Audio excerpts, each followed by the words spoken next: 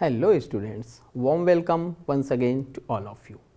So what exactly we are going to discuss in this particular video, that is advanced pattern based questions, and that too from a very interesting and important chapter, that is your electromagnetic induction. So what exactly we are going to follow in this particular question, this question answer discussion, that already I explained you in the previous video of this particular topic. Fine. So there is no point of repeating those simple points again. So directly let's come for the question numbers and their discussions. So in this video again I am going to incorporate 5 questions. Fine. So that the video length is not going to be more than 25 minutes or so. I will try my best to maintain it in this manner. चलिए शुरुआत करते हैं. So it's going to be like the question number 6. And if you take a look of question number 6 and 7, so what is the instruction? Only one correct option. ठीक है. चलिए भाई सबसे पहले क्वेश्चन पढ़ेंगे फिर solution. The current through an inductor of 1 henry is given by I is equal to 3t sin t. एक expression है करंट की जो टाइम के साथ वेरी कर रही है, लेकिन यहां पे एक चीज ध्यान दीजिएगा, दो टर्म हैं, साइन भी टाइम के साथ वेरी कर रहा है और t तो है ही टाइम. ठीक है. So the voltage across the inductor of 1 henry is how much. पहले जरा थोड़ा मेकअप कर देते हैं इस इक्वेशन का. बड़ी खूबसूरत सी इक्वेशन है, बट हम लोग इसको थोड़ा सा मेकअप करके और अच्छा बना देते हैं. t sin t. ठीक है. क्यों किया? फर्स्ट सेकेंड, तो इसको कह देते हैं सेकेंड. मान लीजिए आप दूसरा भी अस्यूम कर सकते हैं, ऐसी कोई डिफिकल्टी नहीं है, और इसको कह दिया फर्स्ट. ठीक. आइए अब बात करते हैं हम लोग वोल्टेज की. तो भाई di बाई dt निकाला जाए. अब di बाई dt निकालना हो तो इस 3 को तो रख दीजिए बाहर. अब लगाइए इसमें फर्स्ट इंटू सेकेंड की बात करिए. किसी को भी फर्स्ट सेकेंड रख लीजिए, अकॉर्डिंगली आपकी वैल्यू आनी शुरू हो जाएगी. ठीक है. Sine t plus t cos t. Fine. चलिए इसको जब मैं सॉल्व करूंगा, आपका VL जो आएगा मॉड VL वो कितना हो जाएगा? L di by dt. ठीक है. अब L की वैल्यू आपको 1 हेनरी दे रखी है, di बाई dt की वैल्यू आपके पास इतनी है as L is equal to 1 henry. तो हम लोग जरा मैच कर लें कि भाई आंसर हमारा क्या आएगा. तो आंसर हमारा C हो गया. आप ध्यान से देखिए, C is the correct answer. 3 sin t plus 3t cos t. ठीक है. So these questions are not going to be very difficult one. They are based upon some basic concepts. Fine. The force of friction is acting between this duster holder, which is I think made up of plastic or so, ये वाला, and a thick cloth. So that's why I can hold it. Fine. Rough patches हैं because of that reason. Question number 7. At a frequency omega naught, the reactance of a certain capacitor equals that of a certain inductor. इसका मतलब जानते हैं, XL और XC की बात की जा रही है. If the frequency is changed to 2 omega naught, what is the ratio of the reactance of the inductor to that of the capacitor? ठीक. एक क्वेश्चन को एक कॉन्सेप्ट के बेसिस पे फॉर्मुलेट किया गया. सिंपल, इससे ज्यादा कुछ नहीं है. आइए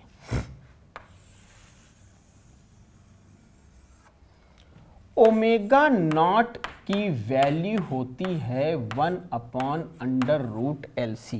ठीक है. बेसिक रिजल्ट है हमारा. यही f अगर कर दूं मैं तो 1/2 √LC हो जाएगा.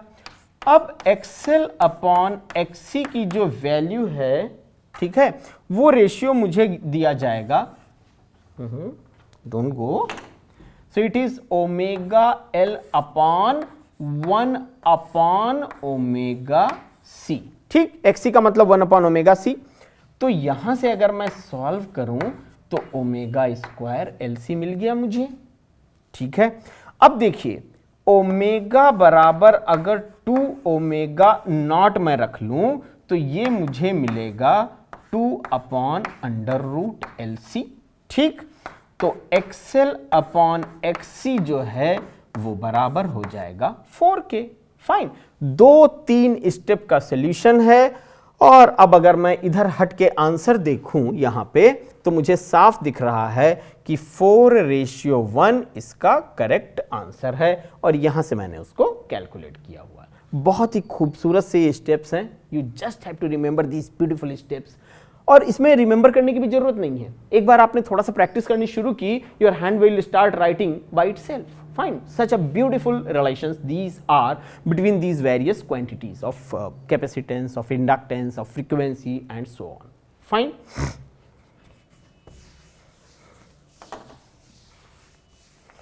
Well, cleaning of this green board is also very important aspect,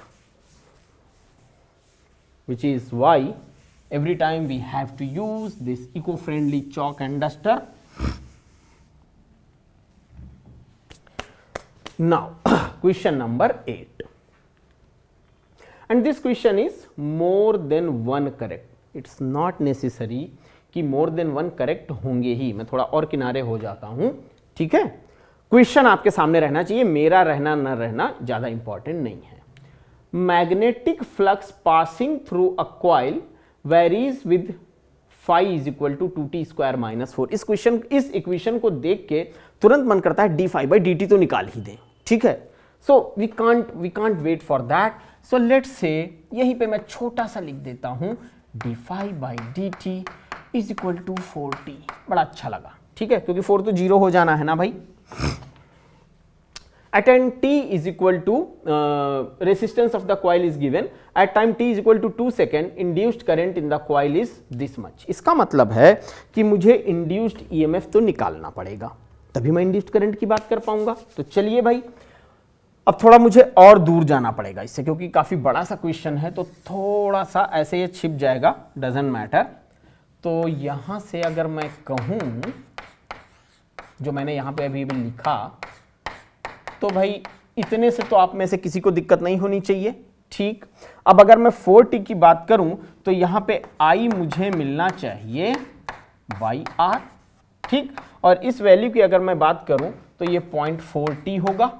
आप खुद देख लीजिए, R की वैल्यू जो है वो 10 ओम गिवन है, तो यहां पे जब मैं रखूंगा तो 0.4t आएगा।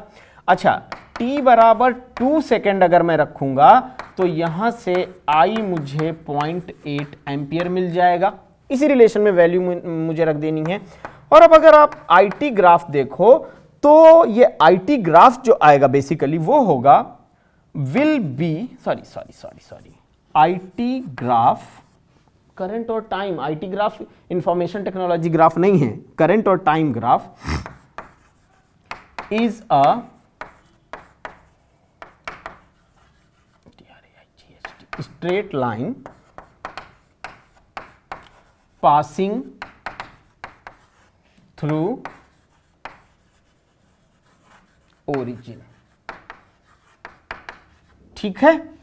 तो भाई dq अगर मैं निकालूं, तो ये हो जाएगा 0 से 2ti dt is equal to 0.8 coulomb, ठीक। चलिए भाई, इन वैल्यूज को अब जरा मैच करते हैं। तो उस पॉइंट ऑफ व्यू से अगर मैं कहूं, तो ए भी करेक्ट है, अभी आपके सामने ही दिख रहा है। ये भी करेक्ट है, जो मैंने अभी यहां पे लाइन लिखी हुई है, और ये अभी मैंने कैलकुलेट किया, वैल्यू अभी भी रखी हुई है। Net flow of charge is 0, नहीं जी, कोई चार्ज फ्लो 0 नहीं है, इतना कूलम चार्ज फ्लो कर रहा है। तो इसमें ए बी सी करेक्ट है। मैं एक बार रिक्वेस्ट करूंगा कैमरा पर्सन से, प्लीज वो इस सॉल्यूशन को जरा फोकस कर दें 2-3 सेकंड के लिए, ठीक है। ये आपके लिए इंपॉर्टेंट है, मेरी इंपॉर्टेंस नहीं है। और इसको देखने के बाद please take a look of this, जो यहां पर मैंने आपको एक्सप्लेन किया हुआ है। फाइन।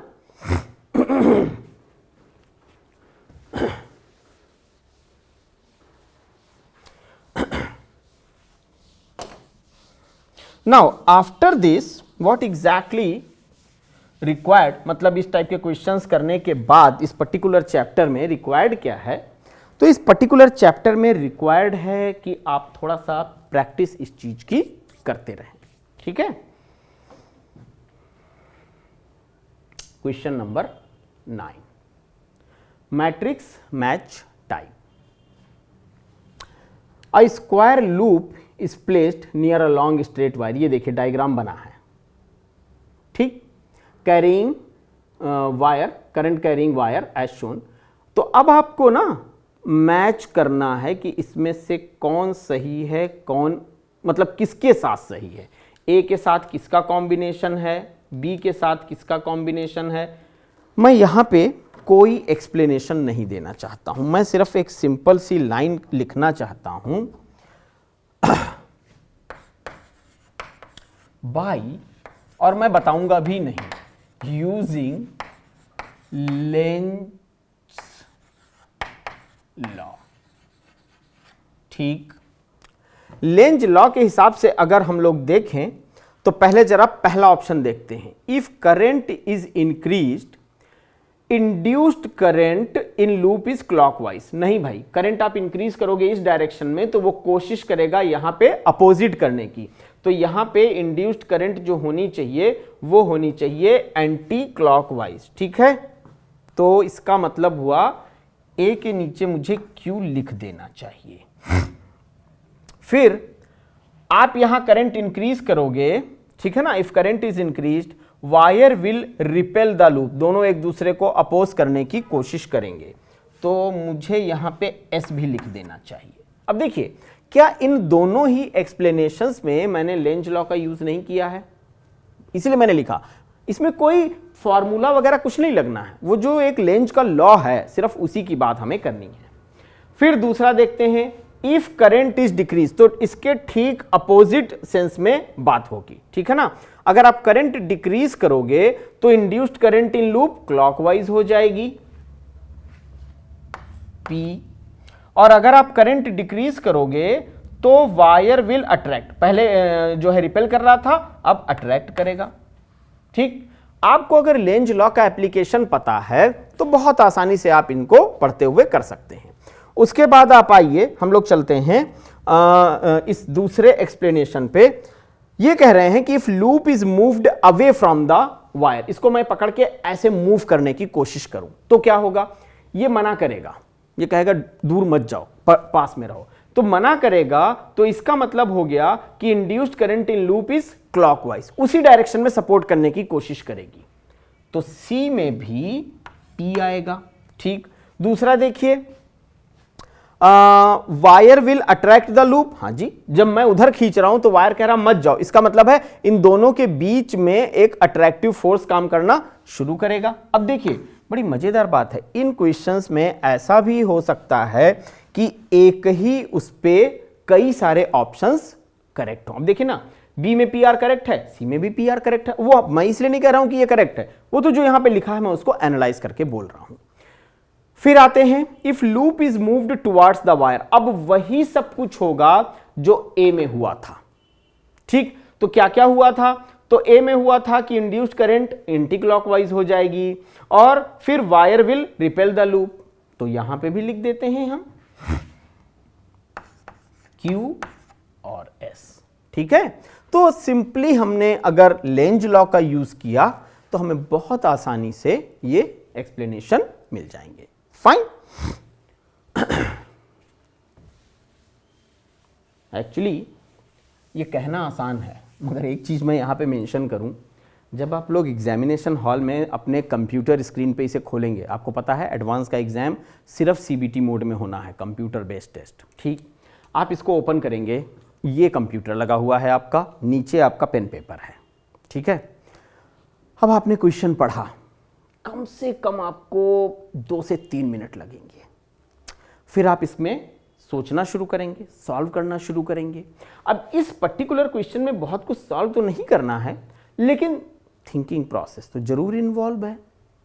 सो आफ्टर दैट मुझे लगता है अराउंड 4 to 6 मिनट्स का टाइम इस क्वेश्चन में लग जाएगा आपको, क्योंकि वहां पे कोई नहीं है जो आपको सपोर्ट कर रहा है, वहां पे आपको जो आंसर आप फाइंड आउट कर रहे हैं उसमें भी आपको श्योरिटी रखनी है कि हाँ भाई मैं करेक्ट हूं। तो प्लीज एडवांस पैटर्न में टाइम बहुत इंपॉर्टेंट फैक्टर इसलिए नहीं है क्योंकि एम्पल ऑफ टाइम होता है, आपको 1 घंटे में 18 से 20 एक सब्जेक्ट के क्वेश्चन करने हैं, तो मतलब ऑन एन एवरेज अगर हम लोग देखें तो रफली हमारे को कुछ 2.5-3 मिनट का टाइम मिल जाता है एक क्वेश्चन के लिए। कुछ क्वेश्चन तो इतने हॉरेबल होते हैं कि छोड़ने ही पड़ते हैं, ठीक है। एडवांस पैटर्न में ये फैक्ट है। I am not thinking that everyone is going to appear in advance pattern exam for top rank लाने के लिए। हर बच्चा ये चाहता है कि उसको एक अच्छी रैंक मिल जाए जिससे उसे IIT का कोई कैंपस मिल जाए।